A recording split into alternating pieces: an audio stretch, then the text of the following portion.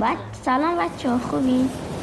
امروز خوردیم به یک چیتر، نمیدونم چیتر بود یا موومنتش زیاد بود. ببینین الان من 102 گرفتم.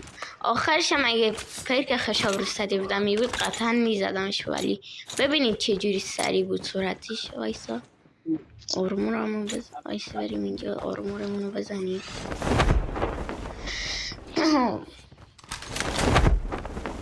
اینجا اومد، ببینید چقدر سری نمیدونم موومنت میزد یا چیت بود.